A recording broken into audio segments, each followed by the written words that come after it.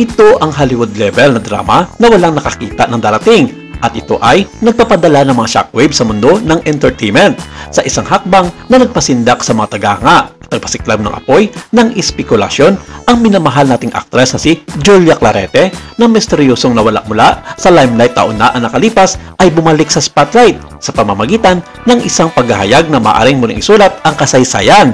Sa wakas ay naihag niya sa mundo ang kanyang anak at ang pagkakawig sa isang partikular na icon ng telebisyon ay nagpapatakam. Hindi makaila na ito lang ang maaaring pag-usapan ng sinuman. Ngayon, ang mga bulong ng isang lihim na pag-ibig na bata at isang pinakahintay na pagsusuri sa DNA test result ay maabot sa isang lagnat. At ang tanong sa mga labi ng lahat ay, ito na kaya ang pinakamalaking iskandalo ng celebrity ng dekada? Sa loob ng maraming taon, nababalot ng misteryo ang biglaang pag-alis ng aktres na si Julia Clarete sa isang sikat na noontime show na ginawa niyang pambahay.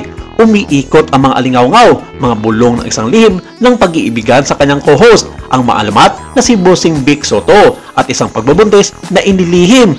Pagkatapos wala na siya, pumili ng isang buhay na pribado na malayo sa pangimasok na liwanag ng mga kamera. Ngunit ngayon, ang katahimang kanibasag at ang kwento ay mausbong ay mas madramatiko kaysa sa anumang script.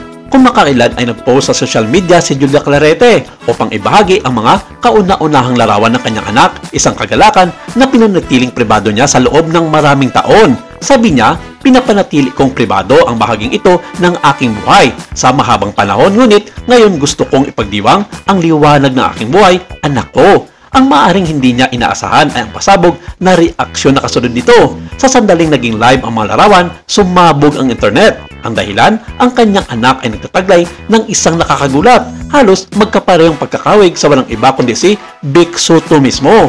Mula sa kanyang mga mata hanggang sa kanyang trademark ng ngiti, ang pagkakawig sa isang bata si Vic Soto, ang anak ni Vic sa isa pang aktres ay sadyang nakakataba. Ang paghahayag ay nagpadala sa mga tagahanga sa isang siklab na galit, nakakakuha ng mga lumang alingaw-ngaw at hinihingi ang mga sagot.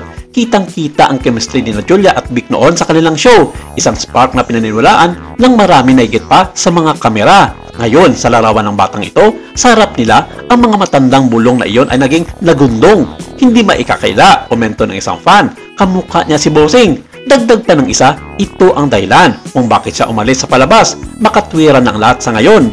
Nagdaragdag ang panggatong sa apoy ang mga ulat mula sa vlog ng isang kilalang talent manager na nagsasabing may ginawang DNA test para malaman ang pinakailalim ng usapin. Habang ang mga detalye ng pagsubok ay hindi pa opisyal na inilabas, ang pagbanggit lamang nito ay nagpadala sa rumor mill sa labis na pagmamadali. Ito na ba ang kumpirmasyon na hinihintay ng lahat? Ito na ba ang huling piraso ng palaisipan na nagpapaliwanag sa biglaang pagkawala ni Julia at ang kakaibang pagkakawig ng bata kay Bossing? Sa ngayon, parehong nanatiling tahimik sila Julia Clarete at Vic Soto sa issue. Bagamat hindi kinukumpirma o itinatanggi ni Julia ang mga chismis, ay piniling pagtuunan ng pansin ang kagalakan ng pagiging ina sa bata. Si Vic na kilala sa kanyang paggalang na napapanahimik sa mga personal na bagay ay hindi pa naglalabas ng kanyang pahayag.